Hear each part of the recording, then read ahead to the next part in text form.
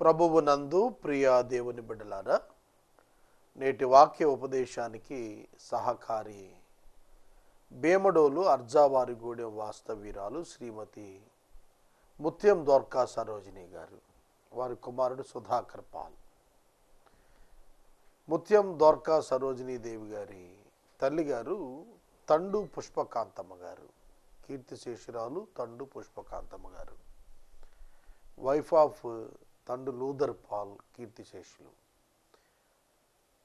పుష్పకాంతమ్మ గారి జ్ఞాపకార్థం సరోజిని దేవి గారు ఈ సహకారం అందిస్తున్నారు. ఏసే పరిష్కారం ప్రారంభ దినాల నుండి ఇప్పటి వరకు చాలా సహకారిగా తల్లిగారు నిలిచారు. వారి ఆరోగ్యం కొరకు ప్రార్థిద్దాం. ప్రభువు వారికి కృపనిచ్చినట్లుగా అర్థిద్దాం. ప్రార్థన. మమ్ములను మిక్కిలిగా ప్రేమిస్తోన్న మా ప్రియ పరలోకపు తండ్రి, మీ పరిశుద్ధ ఘననామానికి వందనాలు. పరిశుద్ధాత్ముడా, మీరు మీ కార్యాన్ని వింటున్న వారి జీవితాల్లో జరిగించాలని ప్రార్థిస్తున్నాను. ప్రత్యేకంగా సరోజిని గారి కొరకు మీకు కృతజ్ఞతలు. నాయనా, బిడ్డ ప్రారంభ దినాల నుండి మాతో నిలిచి ఒక తల్లిగా మా పరిచర్యను ప్రోత్సహించినారు. మీ కృపా కనికరము వారిపై అనుగ్రహించండి. సుధాకర్ పాల్ గారిని దీవించండి. పుష్పకాంతమ్మ గారిని మేము జ్ఞాపకం చేసుకుంటున్నాం. దీర్ఘాయుష్ చేత ఆవిడని ఆశీర్వదించారు. ఆవిడని మీరు పిలుచుకున్నారు. కుటుంబానికి ఆదరణ ఇవ్వండి. ఘనత మహిమా ప్రభావాలు మీరు పొందండి. వాక్యము చేత మాతో మాట్లాడండి. మా రక్షకుడైన యేసు ప్రభు పేరిట ప్రార్థన చేస్తున్నాం తండ్రి. ఆమేన్. ప్రభువునందు ప్రియా దేవుని బిడ్డలారా, దయచేసి మీ పరిశుద్ధ బైబిల్ గ్రంథాన్ని తెరవండి. మత్తయి సువార్త 8వ అధ్యాయము మొట్టమొదటి 4 వచనాలను గత రాత్రి ధ్యానం ప్రారంభించాం. దానిలో కొంత భాగం నిన్నటి దినం ఆలోచించాం. ఒక కుష్టి వ్యాధిగ్రస్తుడు యేసు ప్రభు యొక్క బోధ విన్న తరువాత ఆయన ఆ కొండ మీద నుండి దిగి వస్తుండగా తానే తనంతట స్వయంగా ఆయనకి ఎదురు వెళ్ళాడు. వెళ్ళి తన విశ్వాస ప్రకటన చేశాడు. ప్రభువా, నీకిష్టమైతే నన్ను నీవు శుద్ధినిగా చేయగలవు. అతని విశ్వాసం దేవుడు చేస్తాడు, చేయగలిగిన వాడు అని నమ్మటం. విశ్వాసమనున్నది నిరీక్షిస్తున్న వాటి యొక్క నిజస్వరూపము, లేనిది ఉన్నది అనుటకు రుజువునై ఉన్నది అని హెబ్రీ పత్రిక 11వ అధ్యాయంలో పౌలు భక్తుడు రాశాడు. ఇంకా స్వస్థత పొందక మునిపే నీవు నన్ను శుద్ధునిగా చేయగలవు. స్వస్థత మీద కంటే నమ్మకం స్వస్థపరుచు వాని మీద పెట్టుకున్నాడు. తన ఎక్స్పెక్టేషన్ కంటే తను ఎక్స్పెక్టెడ్ పర్సనాలిటీగా యేసుని ఎంచుతున్నాడు. మనం కోరుతున్నది ముఖ్యం కాదు. మనం ఎవరిని కోరుతున్నామో ఆయన మనకు ముఖ్యుడైనప్పుడు మనం మిగతా వాటి గురించి ఆలోచించం. సాధారణంగా కుష్ఠవ్యాధిగ్రస్తుడు స్వస్థతను పొందటానికే ప్రార్థించాలి. అది తన అంతరంగంలో నుండి వెళ్ళాలి. అయితే అలా వెళ్ళలేదు. తన వ్యాధి కంటే తాను దేవుణ్ణి ఎక్కువ మహిమపరుస్తున్నాడు. ఇక్కడ తన స్వస్థత కొరకైన అభిలాష వ్యక్తం చేయటం కంటే తన రక్షకుని గురించి చెప్పటం ప్రాముఖ్యంగా ఎంచుతున్నాడు. ఇక్కడ నీకిష్టమైతే నీవు నన్ను శుద్ధునిగా చేయగలవు అన్నప్పుడు declaring the ability of Christ, declaring the sufficiency of Christ, క్రీస్తు యొక్క సంపూర్ణ సామర్థ్యాలను వ్యక్తీకరిస్తున్నాడు. విశ్వాసం మనలను ఎంతగా ఎదిగింపజేస్తుందంటే దేవుణ్ణి సమీపంగా చూచేటట్లు చేస్తుంది, అర్థం చేసుకునేట్లుగా చేస్తుంది. ఇది వాక్యాన్ని ధ్యానించటంతో మనకు సాధ్యం అవుతుంది.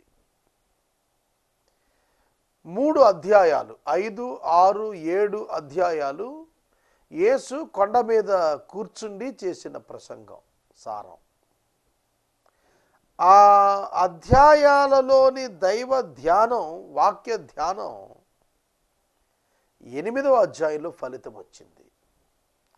5, 6, 7 అధ్యాయాలు విత్తనమైతే 8వ అధ్యాయంలో మొలకెత్తిన మొదటి విత్తనం ఆ కుష్టి వ్యాధిగ్రస్తుడు.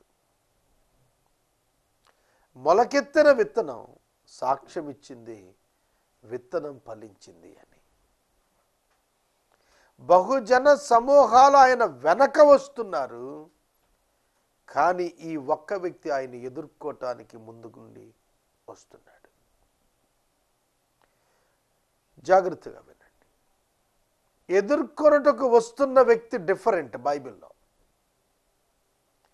వెనకుండి వచ్చిన వారు నిలబడలేదు, కానీ ఎదురొచ్చి నిలబడిన వాడు నిలబడ్డాడు. కనుక he wants to encounter Jesus Christ on his own, not on his merits. ఆయన ఏదో అద్భుతాలు చేస్తున్నాడని వెంటబడాల ఆశించి, ఆయనను ఎదుర్కొనాలని ఆశించి ఎదుర్కొచ్చాడు.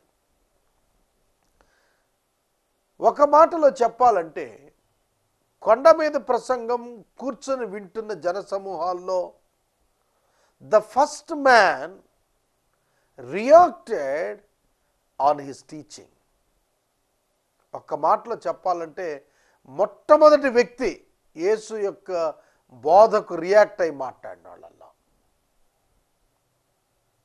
కనుక విన్నవాళ్ళు ప్రాముఖ్యం కాదు, కానీ రియాక్ట్ అయిన వాడే ప్రాముఖ్యమైన వాడు.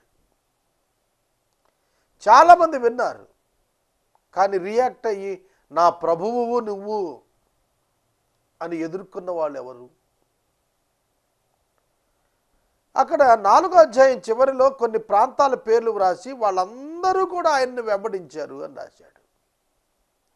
ఏం చూసి వెంబడించారు వాళ్ళందరూ? వారి వారి గ్రామాల్లో యేసు ప్రభువు చేసిన స్వస్థత కార్యాలు చూచినప్పుడు ఇక ఈయన్ని వెంబడించాల్సిందని వెంబడించారు. కానీ కుష్టి వ్యాధిగ్రస్తుడు purely based on the teaching of Jesus Christ, not on the miracles performed by Jesus Christ. యేసు ప్రభువు చేసిన అద్భుతాలు చూచి వెంటబడి వచ్చారు జనసమూహం. అందుకనే 5వ అధ్యాయం ప్రారంభంకు ముందు 4వ అధ్యాయం ఎండింగ్లో జనసమూహాలు ఆయన వెంబడించాయి. 5వ అధ్యాయం ప్రారంభోచనంలో జనసమూహములు ఆయనను వెంబడిస్తూ ఉన్నాయి. 7వ అధ్యాయం చివరిలో జనసమూహాలు ఆయన వెంబడిస్తూ ఉన్నాయి. 8వ అధ్యాయం ప్రారంభంలో జనసమూహాలు ఆయన వెంబడిస్తూ ఉన్నాయి. By watching his miracles, they followed him. కానీ ఇతను అలా కాదు. అద్భుతాలు చూచి వచ్చిన వాడు కాదు, వాక్యాన్ని చూచి వచ్చి ప్రకటన చేసిన వాడు. He declared the character and the power of Christ. క్రీస్తు వ్యక్తిత్వం, క్రీస్తు శక్తిని గురించి అక్కడ ప్రకటన చేస్తున్నాడు. నీకు ఇష్టమైతే నువ్వు నన్ను శుద్ధినిగా చేయగలవు అన్నప్పుడు యువర్ విల్ ఈజ్ ఇంపార్టెంట్.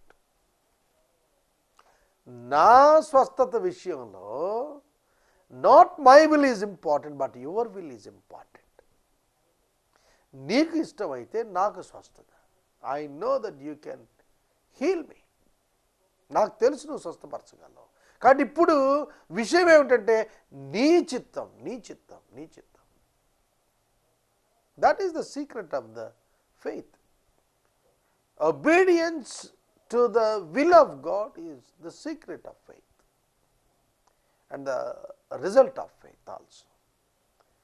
విజయ రహస్యం ఏంటంటే, విధేయత రహస్యం ఏంటంటే, దేవుని యొక్క కుమారుడిని క్రీస్తుని ఎరుగుట, ఆయన శక్తిని ఎరుగుట, ఆయన సామర్థ్యాన్ని ఎరుగుట, ఆయన చిత్తమును ఎరుగుట, ఆయన వచ్చిన పర్పస్ ఎరుగుట.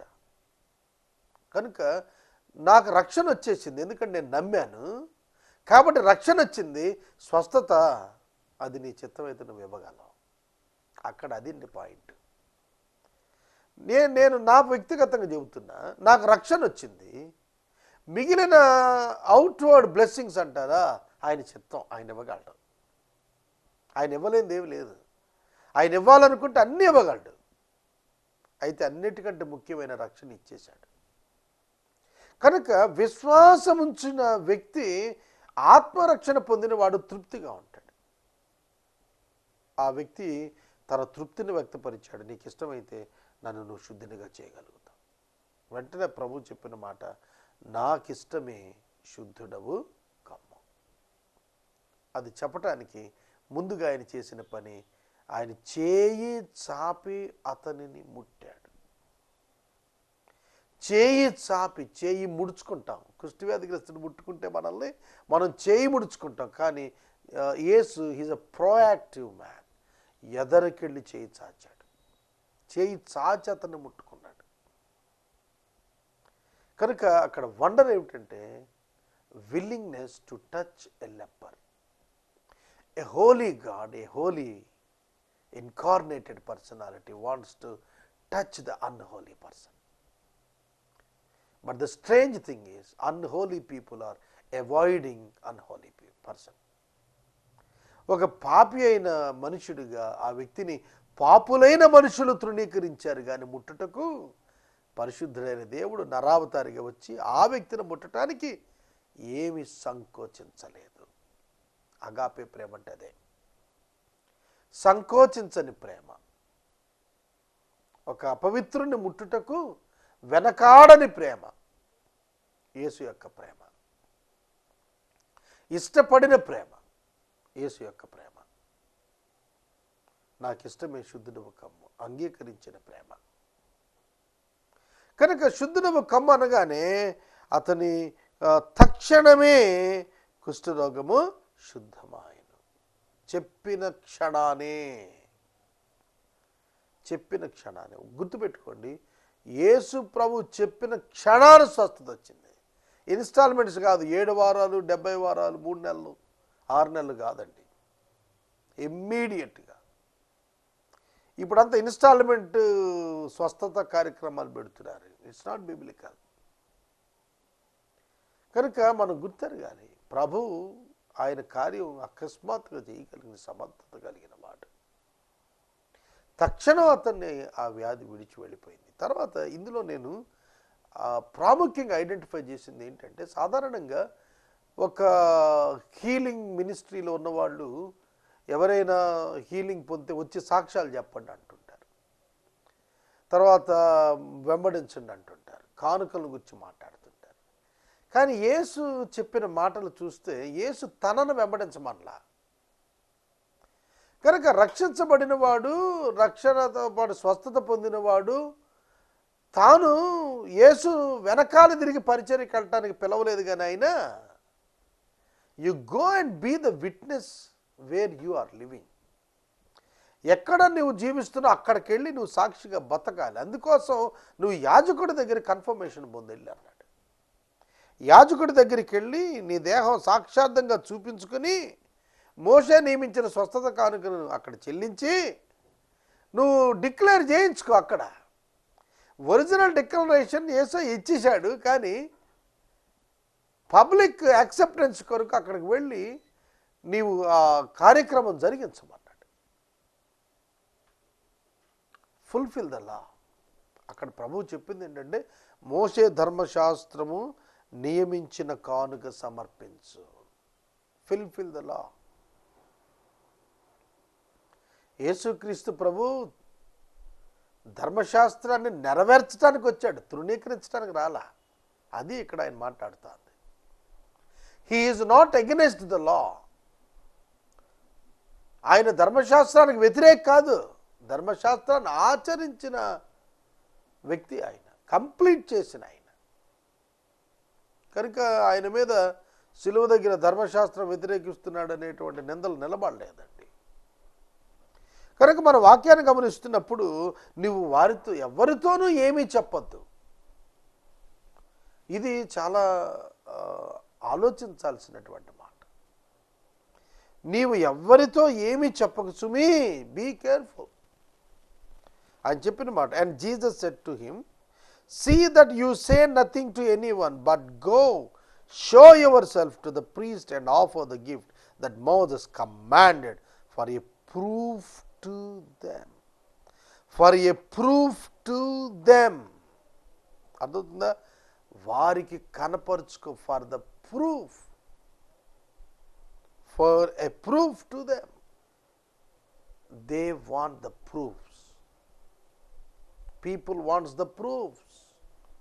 ప్రజలకు కావాల్సింది రుజువులే, కానీ ప్రభువుకు కావాల్సింది రుజువులు కాదు. ఏసే పరిష్కారం నేను India book of record, Asia book of records నేను రికార్డ్ అప్లై చేసినప్పుడు they asked me the proofs. They need proof to declare the record. కానీ ప్రభువుకి అయ్యే అవసరంలా. ప్రభువుకి ప్రూఫ్ ఎందుకండి? కనుక అతనికి రక్షణ వచ్చినది, అతనికి స్వస్థత వచ్చినది. అతడు పొందిన స్వస్థతను ధర్మశాస్త్ర ప్రకారంగా ప్రజలు ఎదురు, ధర్మశాస్త్ర కాలం అది, ఇంకా ప్రభు శిలువ మీదకి వెళ్ళాలా. కనుక నువ్వు ఆ విధంగా సమర్పించి ఆ రుజువు కనపరచమన్నాడు. ఎవ్వరితో ఏం చెప్పొద్దు అన్నాడు. కనుక యేసు ప్రభు నన్ను స్వస్థపరిచాడు అనే మాట ఆయన చెప్పించుకోవటానికి ఇష్టపడలా. రక్తస్రావం కలిగిన స్త్రీ ప్రభువు వస్త్రపు చెంగు ముట్టినప్పుడు ఆయన, అమ్మా నేను నిన్ను స్వస్థపరిచాను అనలా. కుమారి, నీ విశ్వాసము నిన్ను స్వస్థపరిచింది అన్నాడు. కనుక ఆయన ఏం నేర్పిస్తున్నాడంటే, ఒక స్వస్థపరిచిన వ్యక్తికి ఆయన దాగి ఉంటున్నాడు. కార్యాన్ని ఎక్స్పోజ్ చేస్తున్నాడు. కార్యము ద్వారా దేవునికి మహిమ వచ్చేట్టు చేస్తున్నాడు తప్ప తనను దాచుకున్నాడు. తన బయటికి రావడానికి ప్రయత్నం చేయలే. అదే ఇప్పుడు అనుకోండి, ఎంత సోషల్ మీడియాలో పెట్టేస్తారండి, ఎటువంటి ప్రెస్ మీట్లు పెట్టేస్తారు, ఎటువంటి ఇంటర్నెట్లో పెట్టేస్తారు, యూట్యూబ్లో పెట్టేస్తారు. కానీ ఆయన he don't want the publicity. ఎందుకంటే ఆయనకి పబ్లిసిటీ ఎందుకు? ఆయన చేసినది చేశాడు అంతే. మనం ఎన్ని పాఠాలు నేర్చుకోవచ్చు తెలుసా ఆయన జీవితం నుంచి. కనుక మనుషుల గుర్తింపు, మనుషులు మనల్ని అంగీకరించడం మన జీవితానికి ఏం మేలు జరగదండి. నేను గ్రహించిన సత్యం మీ ముందు ఉంచుతున్నాను. మనుషులు ఏ పాటి వాళ్ళండి? వాళ్ళు గుర్తిస్తే ఏమిటి, గుర్తించకపోతే ఏమిటి? గుర్తిస్తే ఏదో జరుగుతున్నట్టుగా హడావిడి జరుగుతుంది తప్ప అంతకంటే ఏమీ లేదు. యేసు ప్రభువుని గుర్తించినట్లుగా బహుజన సమూహాలు వచ్చారు. సిలువ దగ్గర అసలు కార్యం సిలువలో జరిగింది, యేసు చేసిన కార్యం. అక్కడ ఎవరు గుర్తించారు? అందరూ తిరగబడ్డారు. కనుక అసలైన యుద్ధం సిలువ మీద సాతానునితో చేయటానికి యేసు వెళుతుంటే ఆయన వెనకాల చేరి జేజేలు కొట్టాల్సిన వాళ్ళు ఆయన వదిలిపెట్టి పారిపోయారు. సోదరుడా, సోదరి, what is important in your life? ఏమిటి నీ జీవితంలో ముఖ్యం అంటే? Glorifying God by your life. నా జీవితంలో అల్టిమేట్ గోల్ అదే. అందుకే నేను నాకున్న సమస్తం ఆయనతో నేను తీర్మానంలో ఉన్నాను. నేను ఏం సంపాదిస్తామండి, ఏం ఎత్తుకెళ్తాం మనం? పేరు ప్రఖ్యాతులు ఎంతకాలం ఉంటాయి? ఎంతమందిని చూడాల చరిత్రలో మనం? కనుక వాటిని డామినేట్ చేయనివ్వద్దు మన జీవితాన్ని. అవి ప్రయారిటీ కారాదు మన జీవితాల్లో. పేరు ప్రఖ్యాతులు లేదా 10 మంది పొగడటాలు ఇవి మనిషికి ఆరోగ్యదాయకమైనవి కాదు ఇవి. కనుక మనం దేవునికి మహిమ తెచ్చేటువంటి వారంగా మనం జీవించాలి.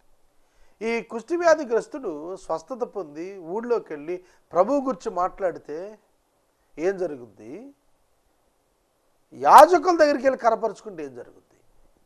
యాజకుల దగ్గరికి వెళ్తే దేవుడు స్వస్థపరిచాడనే పబ్లిసిటీ వాళ్ళు ఇస్తారు. వాళ్ళు పత్రం కూడా ఇస్తారేమో, మరి ఆ రోజుల్లో పత్రం ఇచ్చేవాళ్ళు ఏమో. కానీ ప్రభువు కోరింది అదే. దేవునికి మహిమ వచ్చేటట్టుగా మనుషులు సిద్ధం చేశాడు ఆయన. కనుక మన జీవితాల్లో కూడా ప్రభువు ఆశిస్తుంది అదే. God must be glorified through our lives. దానికే ఆయన మనల్ని పిలిచింది కూడా, అందుకే పిలిచాడు. కనుక మోషే నియమించిన కానుక సమర్పించమన్నాడు. ఆనరింగ్ ద లా చేయమని చెప్పాడు. కనుక కుష్టి వ్యాధిగ్రస్తుడు వెళ్ళి నమ్మకంగా కార్యక్రమం చేసి ఉంటాడు. ఎందుకంటే అప్పటికే అతని విశ్వాసం. సోదరుడా, సోదరి, మనం ప్రభువు తెలుసుకున్న వాళ్ళం. సమాజంలో మనం ఏ విధంగా జీవిస్తున్నాము? మనం ఉన్న కాలంలో కూడా ఒక చట్టం ఉన్నది, దాన్ని గౌరవిస్తున్నామా?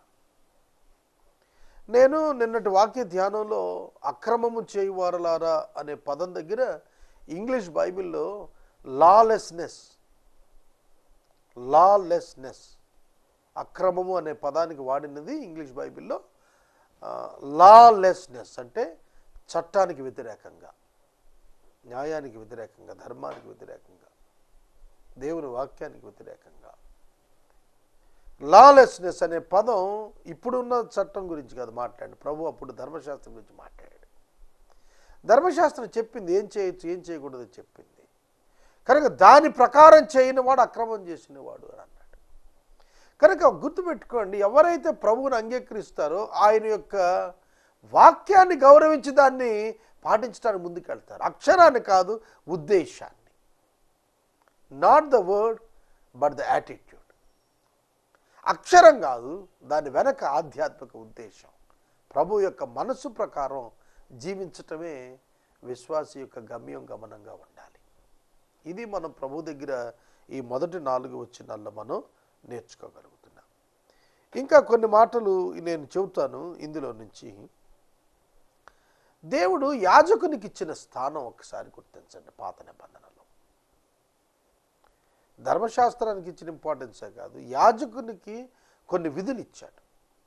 ఆ విధులు మనం గమనించినప్పుడు ప్రజలకు దేవునికి మధ్య ఓల్డ్ టెస్ట్మెంట్లో వారిదిగా నిలవటానికి లేవీయులను ఏర్పాటు చేసుకున్నాడు. యాకోబు కుమారులు 12 మంది. 12 మందిలో లేవి ఒకడు. 12 గోత్రాల్లోని జ్యేష్ఠ కుమారులందరినీ విమోచించడానికి ఒక గోత్రాన్ని వినాయించుకొని వాళ్ళను సెపరేట్ చేసుకొని వాళ్ళు నా బిడ్డలు అని చెప్పి పక్కన పెట్టాడు. వాడు నా యాజకులను పక్కన పెట్టాడు. వాళ్ళకు జ్యేష్ఠత్వం ఆపాదించబడింది. కనుక అక్కడ జ్యేష్ఠుల పక్షంగా వాళ్ళు అంగీకరించబడి యాజకత్వానికి వచ్చారు. ఎందుకంటే జ్యేష్ఠుడు దేవునికి చెందినవాడు. ఆ యాజకుల యొక్క పోషణార్థం దేవుడు ఏర్పరిచినటువంటి అనేక విషయాల్లో మోషే వారి యొక్క పోషణార్థం అనేక కార్యక్రమాలు రూపొందించాడు. వాటిలో భాగం ఈ క్లెన్సింగ్ ప్రోగ్రామింగ్.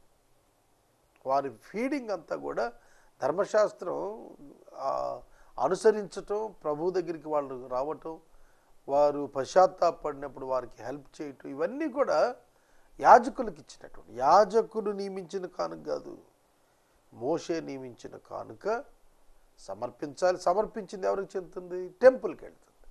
అక్కడ యాజకులు బతుకుతారు. తర్వాత దేహాన్ని టెస్ట్ చేసి అది శుద్ధిగా ఉన్నదని చెప్పాల్సిన వాడు యాజకుడే. శుద్ధి పొందిన వ్యక్తి చెప్పటానికి లేదు, శుద్ధి పొందినట్టుగా చూచిన వ్యక్తి చెప్పటానికి లేదు. యాజకునికి ఆ అథారిటీ ఇచ్చాడు, ఆ అవకాశాన్ని దేవుడు ఇచ్చాడు. ఇచ్చి వాడిని టెస్టిఫై చేయమన్నాడు. కనుక రోగి వ్యాధిని గురించి మాట్లాడతాడు, చూసిన వాళ్ళు మాట్లాడతారు, కానీ కన్ఫర్మ్ చేసి చెప్పాల్సిందే డాక్టరే కదా. కనుక ఒక యాజకుడికి దేవుడు ఎంతటి విలువ ఇచ్చాడు ఓల్డ్ టెస్టిమెంట్లో. ఒక సిస్టమ్ చేశాడు, ఒక వ్యవస్థను రూపొందించాడు ఓల్డ్ టెస్టిమెంట్లో. కనుక ప్రభు దాన్ని ఆనర్ చేశాడు. గలతీ పత్రిక 4వ అధ్యాయంలో 4వ వచనం నుండి క్రిందకు చదివితే వాక్యంలో రాస్తున్నాడు, ఆయన ధర్మశాస్త్రానికి లోబడ్డాడు అని రాశాడు. ఆయన స్త్రీ యందు పుట్టాడు, కాలం సంపూర్ణమైనప్పుడు అని రాస్తూ ఆయన ధర్మశాస్త్రానికి లోబడిన వాడయ్యాడు. కనుక ధర్మశాస్త్రాన్ని కొట్టేయటానికి రాలేదు యేసుప్రభు అనేది కృపను ఇంట్రడ్యూస్ చేసినటువంటి యేసుప్రభువుని గురించి మొట్టమొదట 8వ అధ్యాయంలోనే మనకు చాలా తేటగా ఈ విషయాన్ని రాయించాడు. తర్వాత దీనిలో మరొక పదం నేను గమనించింది, సాక్షార్థమై. సాక్షార్థమై అనేటువంటి పదం, యాజకుడు సాక్ష్యం చెప్పాలి, యాజకుడు దాన్ని విట్నెస్ ఇవ్వాలి, యాజకుడు దాన్ని కన్ఫర్మ్ చేయాలి, అది ప్రజలు యాక్సెప్ట్ చేయాలి. That is the law. యాజకుడు ఫిట్నెస్ ఇచ్చిన తర్వాత పబ్లిక్ వచ్చి ఇది కాదని చెప్పి అంటాక లేదు. అర్థమవుతుందా? కనుక మోర్ రెస్పాన్సిబిలిటీ యాజకుని మీద ఉంది. ఎందుకంటే ఆ వ్యక్తి ప్రజల్లో కలిసిపోతాడు, ప్రజలు వాడిని యాక్సెప్ట్ చేయాలి. కనుక ఈ సమాజంలో ఒక అవేర్నెస్ క్రియేట్ చేసేటువంటి రెస్పాన్సిబిలిటీ దేవుడు యాజకుడికి ఇచ్చాడు. అంటే సమాజం బాధ్యత యాజకుని మీద ఉన్నట్టుగా పాత నిబంధనలో మనకు అర్థమవుతుంది. కనుక రెస్పాన్సిబిలిటీ ఒక పెద్ద కుమారుడిగా, జ్యేష్ఠుడిగా తాను తీసుకొని దేవుని ఎదుట ప్రజలను రెగ్యులేట్ చేసేటువంటి వ్యక్తిగా యాజకులను దేవుడు ఏర్పాటు చేసుకున్నాడు. అదే కాన్సెప్ట్ ఇప్పుడు కూడా కంటిన్యూ అవుతోంది. అదే ఆనర్ ఇప్పటికీ కూడా ప్రజలు దేవుని సేవకుడికి ఇస్తారు. ఎందుకని? దేవుని వాక్యం చెబుతాడు, దేవుని వాక్యం నుండి వివరణ ఇస్తాడు, మన జీవితాలని దేవునికి సమీపంగా తీసుకెళ్ళటానికి ఆయన కృషి చేస్తాడు, మన కొరకు ప్రార్థిస్తాడు, మన కొరకు అర్థిస్తాడు, మన శుద్ధులుగా కావాలని హృదయపూర్వకంగా కోరుకుంటాడు. Because he is the men of God, servant of God అనే భావన ఇప్పటికీ ప్రజల్లో ఉంది. సోదరుడా, సోదరి, కనుక దైవ సేవకుడు చాలా గొప్ప బాధ్యత సమాజం పట్ల కలిగినటువంటి వాడు. అందరికీ ప్రధాన యాజకుడిగా ఉన్న ప్రభువు మనకి ఈ విషయాన్ని నేర్పిస్తున్నారు. As a Christian you are more responsible about the community or the people around the living places. మీరు జీవిస్తున్న స్థలాల్లో ఉన్న ప్రజల కొరకు మీరు బాధ్యత కలిగిన వారుగా ఉండాలి. ఈ యొక్క లేఖనంలో మనం గమనిస్తున్నాం, కుష్టి వ్యాధిగ్రస్తుడు తాను స్వస్థత పొందటానికి కనపరిచిన విశ్వాసం మన జీవితాల్లో మనం నేర్చుకోవాలి. మన అన్ని పరిస్థితుల్లో ఆయన చాలినవాడని మనం నమ్మాలి. ఒక ఆరోగ్యమే కాదు, ఒక ఆర్థిక విషయాలే కాదు, ఒక సంతాన విషయమే కాదు, ఒక ఉద్యోగ విషయమే కాదు, ఒక కోర్టు తగాదనే కాదు, అన్నింటిలో ఆయన ఆధిపత్యం గలవాడు, ఆయన అధికారం గలవాడు. 8వ అధ్యాయం అంతా కూడా ఇవే విషయాలు బోధిస్తూ వచ్చాడు. అనారోగ్యాన్ని గూర్చి, దురాత్మలను గూర్చి, ప్రకృతి మీద ఆయనకున్న అధికారాన్ని గూర్చి, వ్యాధులపైన ఉన్న అధికారాన్ని గూర్చి, ఆయన లేవనెత్తేటువంటి గుణం కలిగిన వాడని, ఆయన విడిపించేటువంటి గుణం కలిగిన వాడని. కనుక ప్రతిదానికి కూడా ఆయన యొద్దకు రావటానికి మనం సన్నద్ధులం కావాలి. దేవుడు దాన్నే మనకు నేర్పిస్తున్నాడు. వాక్యం ద్వారా మనం తెలుసుకోవాల్సింది, యేసుక్రీస్తు ప్రభువుని దేవుడు పంపి ఆయన ద్వారా మనం దేవుని యొద్దకు రావటానికి ఒక మార్గాన్ని ఏర్పాటు చేశాడు. కనుక he is the only way to come to God. దేవుని యొద్దకు రావటానికి ఈయన మార్గం అని ఆ కుష్టి వ్యాధిగ్రస్తుడు మొట్టమొదటిగా కన్ఫర్మ్ చేసి చెబుతున్నాడు. నీకు ఇష్టమైతే అన్నాడు. కనుక it is the will of Christ, it is the will of Christ. కనుక నేను మిమ్మల్ని ప్రభువుతో ఉండున్నట్లుగా తీసుకుని వెళ్తానండి, దేవుని ఎదురు తీసుకెళ్తానని ప్రభు యోహాను 14లో చెప్పాడు, నేను మరలా వచ్చి మిమ్మల్ని నాతో కూడా ఉండటకు తీసుకుని వెళ్తాను. తండ్రి ఏంటి అనేక నివాసాలు ఉన్నాయి, నేను సిద్ధపరుస్తున్నాను, నేను దాని కొరకు వెళ్తున్నాను, నేను తిరిగి వస్తాను, మిమ్మల్ని తీసుకొని మళ్ళీ అక్కడికి నేనే వెళ్తాను. హీ ఈజ్ ద ఓన్లీ వే. అందుకే కుష్టి వ్యాధిగ్రస్తుడు నీకు ఇష్టమైతే అన్నాడు. లేదంటే ప్రార్థన చేయ్యా, దేవునికి ఇష్టమైతే నన్ను శుద్ధి చేస్తాడని అడగాలి, కానీ అలా అనలేదు. You are the only way. నీకు ఇష్టమైతే చాలు, నేను శుద్ధిని అయిపోతాను. బికాస్ గాడ్ సెంట్ యూ, దేవుడు నిన్ను పంపించాడు. కనుక నీ ద్వారానే మేము దేవుని ఎదుకు రావాలి. ఇది నేను అర్థం చేసుకున్నాను అనేది అక్కడ ప్రజల ఎదుట ఆ కుష్టి వ్యాధిగ్రస్తుడు సాక్ష్యం ఇస్తున్నాడు. నేను వాక్యాన్ని ముగిస్తున్నాను. ప్రియ దేవుని బిడ్డలారా, మనం ప్రభువునొద్దకు రావాలి, ప్రభువునందు విశ్వాసం ఉంచాలి, ప్రభువు చెప్పిన పని చేయాలి. మేలు పొంది వెళ్ళిపోవటం కాదు, ప్రభువు ఆజ్ఞాపించినట్టుగా బ్రతకటం నేర్చుకోవాలి. ప్రార్థన చేసుకుందాం. నేటి వాక్య ఉపదేశానికి సహకారం ఇచ్చిన కుటుంబం భీముడోల అర్జావారిగూడెం నుండి ముత్యం దోర్కా సరోజినీదేవి గారు, వారి కుమారుడు సుధాకర్ పాల్ గారు, తండు పుష్పకాంతమ్మ గారి జ్ఞాపకార్థం సహకారాన్ని ఇస్తున్నారు. వారికి ధన్యవాదాలు. ప్రార్థన. మమ్మల్ని మిక్కిలిగా ప్రేమిస్తున్న మా ప్రీతండ్రి, వందనాలు, స్తోత్రాలు. పుష్పకాంతమ్మ గారిని మీ సన్నిధికి తీసుకున్నారు. సరోజిని గారి కొరకు ప్రార్థిస్తున్నాం. సుధాకర్ పాల్ గారి కొరకు ప్రార్థిస్తున్నాం. బిడ్డలు ఇచ్చిన సహకారాన్ని బట్టి బిడ్డలను దీపించండి. ఈ మాసం చాలా తక్కువ మంది సహకారులు ఉన్నారు. కృప చూపమని ప్రార్థిస్తున్నాం. ప్రభు వాక్యాన్ని ధ్యానిస్తుండగా అది మా జీవితంగా మారుటకు సహాయం చేయమని అర్థిస్తున్నాం. శరీరము ఆత్మ ఒకదానికొకటి వ్యతిరేకంగా పోరాడుతున్నవని గుర్తెరగటానికి నేర్పండి. మానవ మనస్సు దేవా నీవిచ్చిన ఆత్మకు విరుద్ధంగా పోరాడుతోంది. దీన్ని జయించుటకు మాకు నేర్పండి. యేసు నామమున ప్రార్థిస్తూ ఉన్నాము తండ్రి. ఆమె తండ్రి అయిన దేవుని ప్రేమ, కుమారుడినే యేసయ్య కృప, పరిశుద్ధాత్మని యొక్క అన్యోన్య సహవాసం సదాకాలం మనందరికీ తోడైనగాక.